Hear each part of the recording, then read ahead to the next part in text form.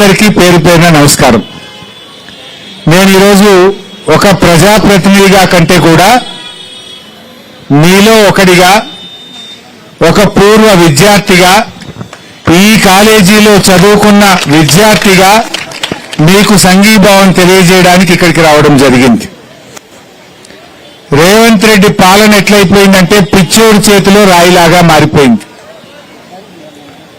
ఇవాళ రేవంత్ రెడ్డి గారు ఈ పాలిటెక్నిక్ విద్యను తీసుకుపోయి శక్తిలో కలుపుతున్నా అంటున్నాడు, ఐటీఐలతో కలుపుతున్నా అంటున్నాడు. అసలు ఎందుకు కలిపిండో మీకు అర్థమైందా? అసలు ఏంటి ఆ శక్తి ఏంటి, ఆ యూనివర్సిటీ ఏంటి? అసలు ఆ స్కిల్ యూనివర్సిటీ అనేది ప్రభుత్వ యూనివర్సిటీ కాదు. PPP model, public private partnership లో ఏర్పాటు చేసిందే స్కిల్ యూనివర్సిటీ. ఆ స్కిల్ యూనివర్సిటీ ఒక 3 ఏళ్ల దాకా రాష్ట్ర ప్రభుత్వం సహకారం అందిస్తుంది.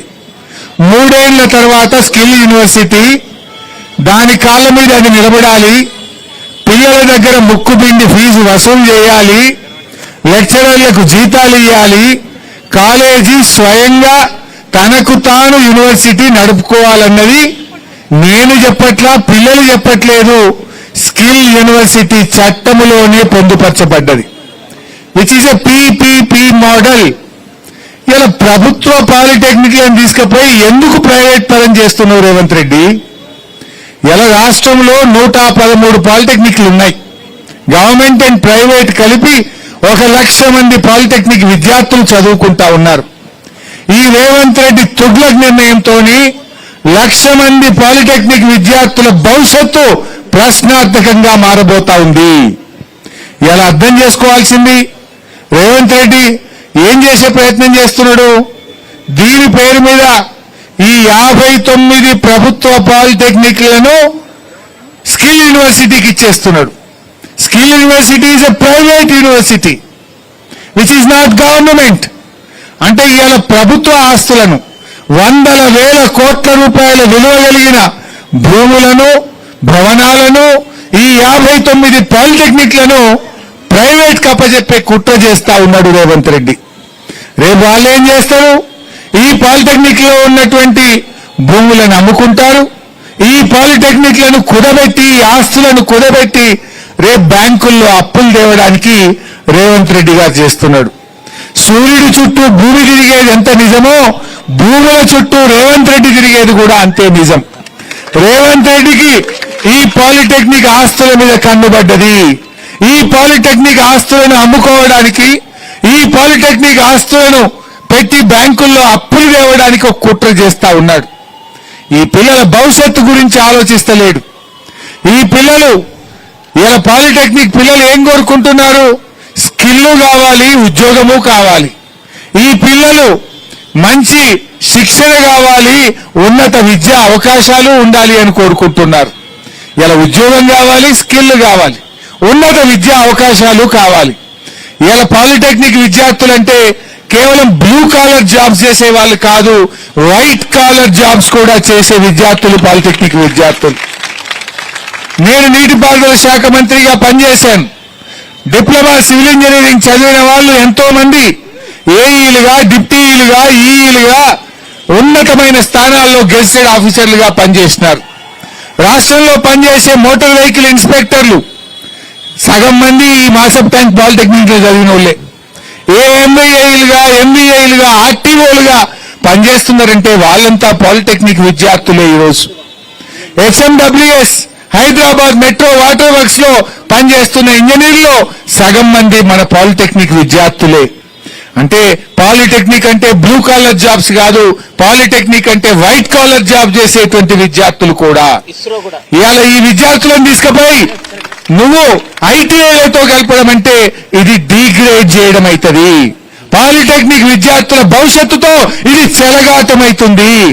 ఈ పాలిటెక్నిక్ విద్యార్థులు రేపు ఆ స్కిల్ యూనివర్సిటీలో కలిపితే మీకు అసలు లాటరల్ ఎంట్రీ ప్రశ్నార్థకమవుతుంది. ఇవాళ ఇంజనీరింగ్ సెకండ్ ఇయర్ లో చదివే అవకాశం ఉండదు. Engineering is govern by AICTE. AICTE approval లేకుండా లాటరల్ ఎంట్రీ అవకాశం ఉంటుందా? Polytechnics are approved by AICT.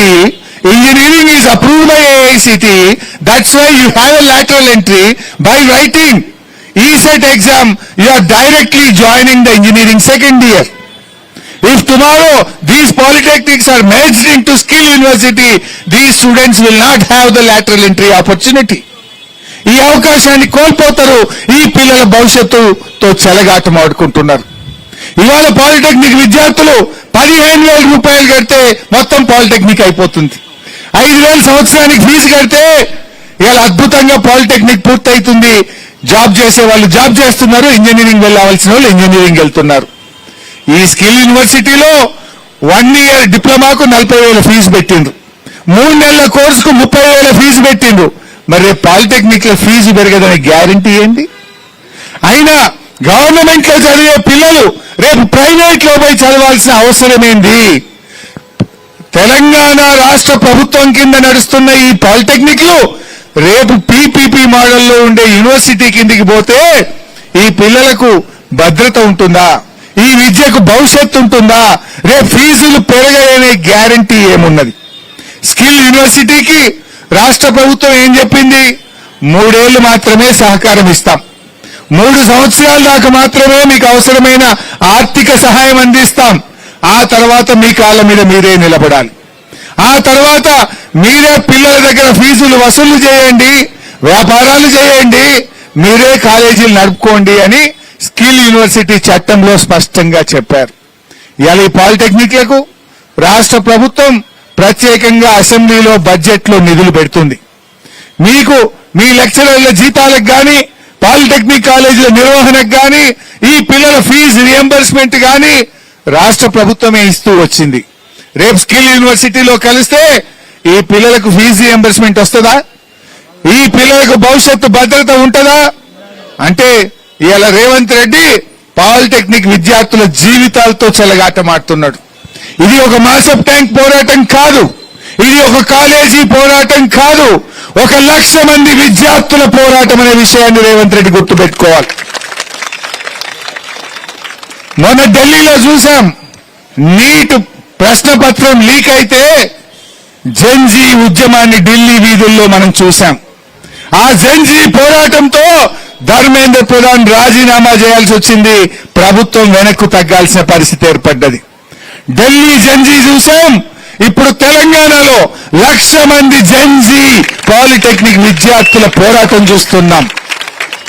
గత 20 రోజులుగా ఈ జెన్జీ విద్యార్థులు, ఈ పాలిటెక్నిక్ విద్యార్థులు 20 రోజుల నుంచి జీవో 90